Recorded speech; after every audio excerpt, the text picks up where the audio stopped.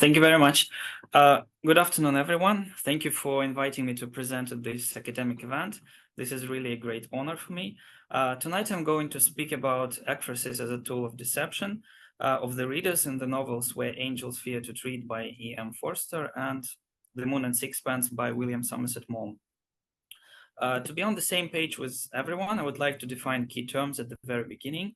As Andrew Becker and Lars Elstrom state in their works, ekphrasis can be seen as a verbal description, depiction, or deiction of the visual work of art, non-verbal artifacts, and other types of medial products. Such use of ekphrasis is believed to be a rare form in literature. For example, Homer's detailed description of the Achilles' shield in the Iliad. Yet ekphrasis is not uncommon for the literary medium, as it is one of the conventional and stereotypical forms of art synthesis and art syncretism. It is also a way to build intermediality in the sense of specific relations among dissimilar media products and general relations among different media types. Such ekphratic elements, of course, are less poetic and usually much shorter than the case of Achilles' armor. Artifacts will be seen as Bakhtinian works of art pieces that are being described in literature or in the analyzed books rather hinted at, referenced, or quoted. These non-direct referrals should be seen as covert cases of intermediality, fragments of the artistic fabric linked to the content of the novels, for enlargement of the story, making it deeper and more complex for the informed reader.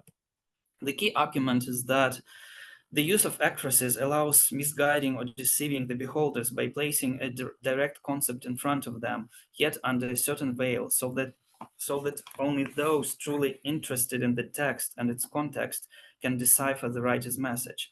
These messages should be seen as those implanted consciously for irony, ridicule, laughing at Englishmen and traditionalism, or semi-consciously as reflections of the historical context and cultural stereotypes planted in the minds of the writers. Sometimes these cases in the discussed novels are so veiled and coded that it is difficult to recognize them, yet they allow for a certain degree of assumption or a hermeneutic guess.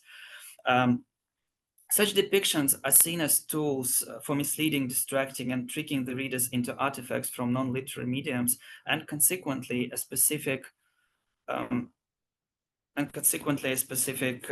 artistic context and mood. These additional layers of the text are usually not named directly, but their presence can be felt, sensed, or suggested if the reader is well-informed or is willing to explore deeper and look for artistic fragments closely attached to the body of the novel. I will try to speak about 4 cases of ekphrasis, yet the list should not be considered as exhaustive. At the very end, I will try to justify why all of them can be considered as deceptions. So the first case, speaking of the first case, if one reads this paragraph in isolation, it may seem nothing else but a regular brief description of a city. Yet a city in urban form is a unity of various artifacts belonging to architectural, sculptural, visual mediums, and consequently this depiction can be considered ekphratic, and the broader context of the novel helps see it as a case of covert intermediality. Why? Given the further integration of the pictorial medium and the repetitiveness of such descriptions, this excerpt could be perceived as a generalized ekphrasis of a rather typical Renaissance Italian painting, as, for example, very similar landscapes are often accompany religious paintings. For example, these Perugino's The Virgin appearing to Saint Bernard. Similar descriptions are imposed by Forster on his main characters to build the feeling of Italy, non-England, to show that the characters are out of their regular domains and places of comfort and traditionalism. For the English reader from the early 20th century, this would be an acceptable depiction, as it was typical to travel down to Italy, visit the most famous galleries and museums there, and continue paying interest to Italian artifacts upon return to London or elsewhere. This would most likely be familiar with these travelers would most likely be familiar with Italian Renaissance and these elements, yet the contemporary reader may get puzzled. If so, the informed reader might need to go deeper in the investigation of the Forsterian text. In this case, they will soon realize that the passage is linked with other elements like a forest of violets, the vagueness of Italian scenery, domination of the brown color in the descriptions provided by Englishmen in key instances of the novel. This should evoke the echoes to 2 schools of paintings: Italian Renaissance, with dominating blue, green, haze, gold colors, and English classicism, predominantly brown. Consequently, the ekphrases of Italian landscapes evoke associations with a city/sheep surrounded by greenery, which should either bring a specific associations in the English readers of Britain ruling the seas, an Englishman's castle, and former historic glory of the British Empire, or stereotypes of the English mentality. This failed opposition is supported throughout the novel by other intermediate metaphors, references, or medial integrations. It ends up being a conscious and explicit Forsterian technique of splitting an ekphrasis description into two parts, named versus unnamed or hinted at, or merging two elements into a shared ekphrasis repeated in the novel. Hence, putting his characters in very cliché situations allows Forster to openly integrate the ekphratic descriptions of well-known paintings and even name them, like in this instance. Here is one of the brightest passages from the novel referring directly to Italian paintings. Such merging of many famous artifacts into a single ekphratic framework allows the writer to openly oppose two cultures by putting an Italian man and an English woman in the framework of a traditional Renaissance painting, forcing the characters to try to appreciate and understand each other culture-wise. As they all fail that, the readers may also notice the sarcasm and irony of these ekphrases, as it has prophetic functionality and also does not reflect the actual paintings mentioned. They are all slightly different. Forster fully fictionalizes it, probably basing it on his own memories of the paintings he saw while traveling to Italy. The reader most probably will not pay much attention to such merged ekphrases and will ignore these and other intermediate links to Pre-Raphaelites, the layers of Dante, Alexander Pope, um, Walter Scott, Bible, Shakespeare in the novel. While speaking of Caroline, the most amicable English person, the only one capable of truly grasping and appreciating both cultures, Forster repeatedly evokes the imagery of Santa Fina, the local saint from San Gimignano, who died as a teenager after being paralyzed for many years. Her symbolism both promotes Caroline's virtues and accentuates the submissiveness and immaturity of the female characters. Yet this message does not come directly in the story. It is built by the dialogues in front of the real fresco depicted to the right. The depictions of Caroline in the novel as one bearing Santa Fina's archetype, or her comparison with saints, both reproachingly and praising her. For instance, this is Forster's description of a real Santa Fina fresco in Collegiata di Santa Maria Assunta in San Gimignano, Italy. The dual character of the ploy here is that the real chapel in San Gimignano has two frescoes by Domenico Ghirlandaio. Forster saw both of them and provides the realistic ekphrasis of the first one only. Yet he also relies on the second one as a supporting artifact, even though it is not described or mentioned directly. This mute second fresco follows the actual death of Santa Fina, with her deathbed and the towers of the city being covered being covered in violets. Violets are mentioned by Forster in several pictorial depictions while building the image of Italian forest as a sea and San Gimignano as a brown castle or a sheep, which supports the overall English-Italian and bluish-brown oppositions opposing English sea-based culture and Italian Renaissance legacy. Hence, if the beholder has no knowledge about the artifacts by Ghirlandaio or does not know the story of Santa Fina, they will not see any symbolic importance of violets. Yet, these flowers are the powerful symbol of the martyr and Caroline as the bearer of her archetype. In general, they also symbolize virginity and the afterlife. Violets are also symbols of democracy and love, all concepts that will never be achieved or attained by the key characters, neither in Italy nor in England. Whereas Forster's primarily goal seems to be tricking the readers through various ekphratic descriptive mechanisms and schemes into subconscious comparison and opposing of two cultures and mentalities, drama and painting, Renaissance legacy, and 19th century trends, Mom's goals are different, even though he applies similar tools. First and foremost, everything gets built through the opposition of two artistic worlds, of an experienced and popular writer narrator and an amateur painter, with Paul Gauguin being indicated as a real prototype of the main character. Two different ways of following creative instincts set a much deeper conflict in the novel, the conflict between Apollonian harmony and ecstatic and instinctive Dionysian arts, old and new, between traditional and experimental, conscious and subconscious. For instance, while evoking the feeling of fear and constructing the image of Tahiti as a mysterious place, the place of primeval, bestial, carnal nature, Mom uses the language of post-impressionism. Slightly unusual for the reader due to the exoticism and seemingly ordinary descriptions of the things around the narrator. This passage echoes many of Gauguin's paintings. The suggested illusion of crookedness, wildness, and primitivism is exactly what Gauguin tried to capture in his artworks during his Polynesian period. Whether this was done on purpose or subconsciously by Mom, who definitely did his research on the artist, his life, and his works, such ekphrasis indulged the readers in the atmosphere of post-impressionism, following one of the key goals of ekphrasis, to integrate art into life.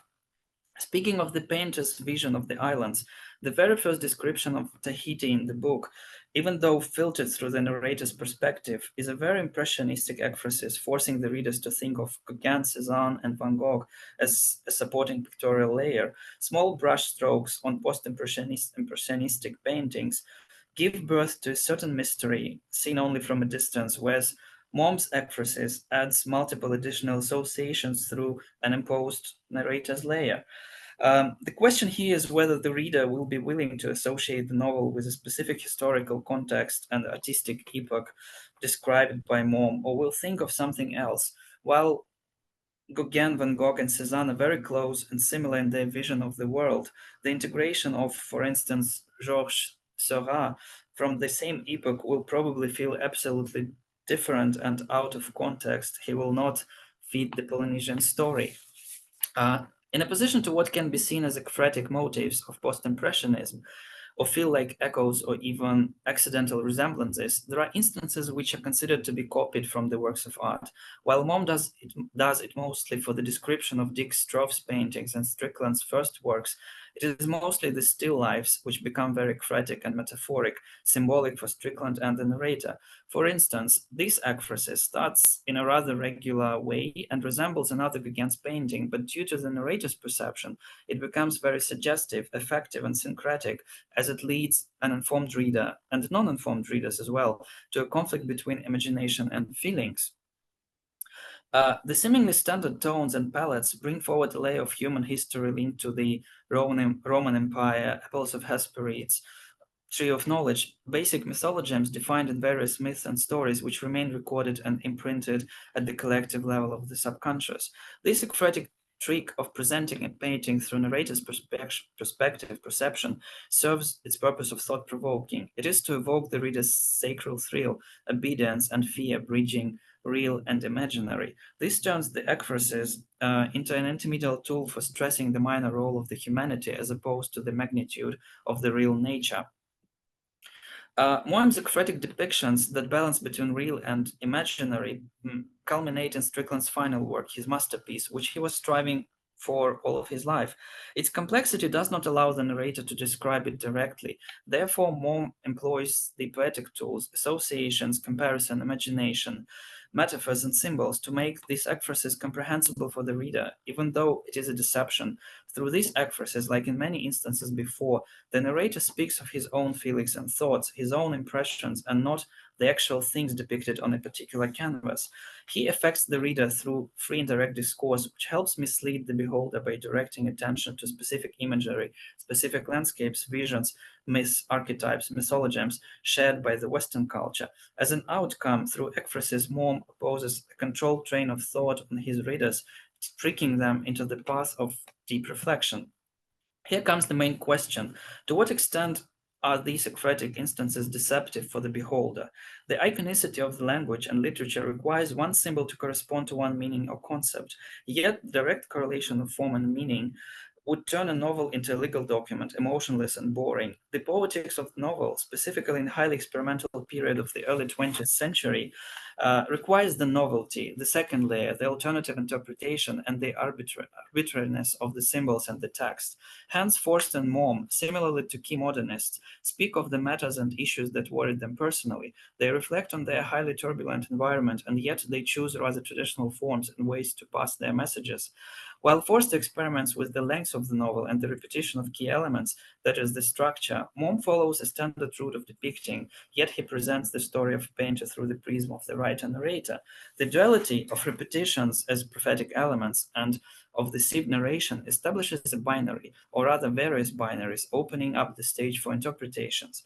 While in certain instances it is clear that Forster and Mom refer to well-known things or artifacts or artists, it is a ground for scholarly or readers' guesses and debates. Yet the text of the novel remain unchanged. The writer has written what he wanted to write. They planted, consciously or subconsciously, various elements that allow double interpretations. Ekphrasis becomes an inseparable part of this stage. They come as tools, textual actors, and modes, highly visible or significantly veiled symbols, images, metaphors. In most instances, if taken out of respective context, they do not say anything by themselves, yet in the scope of the whole novel and historical context they were written in, they become tricks and ploys. They might be seen as elements of the global fabric, functioning as challenges and quests for the readership. It is easy to skip them and pay no attention to them at all, yet it is possible to stop and check, Google, and get additional supporting materials. Such checks show if an ekphrasis can be regarded as a trick or a passage with a double bottom, a master key to an additional artistic fragment, or not.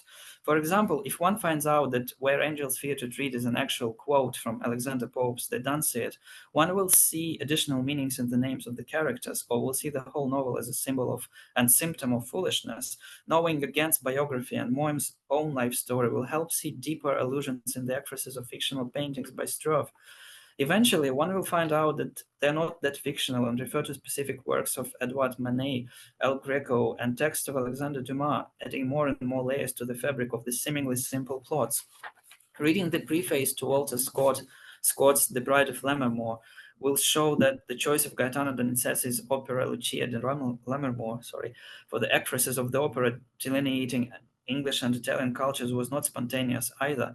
It is a well-planned act of choice by Forster, as these ekphrasis and referrals add a totally new layer to the story of the conflict of arts, their search for simplicity, shortness, fragmentation, opposed to pompousness, length, and details.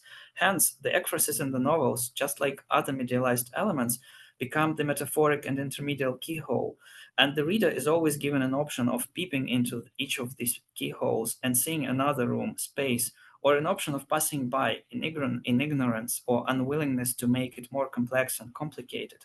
As an outcome, the writers present the readers exclusively with options, and it is the reader's choice whether they want to be deceived, tricked into another symbol or metaphor or not, as they might be willing to build their own strategy of reading based on their own experiences, historical context, and the knowledge of art history. Thank you very much for your attention.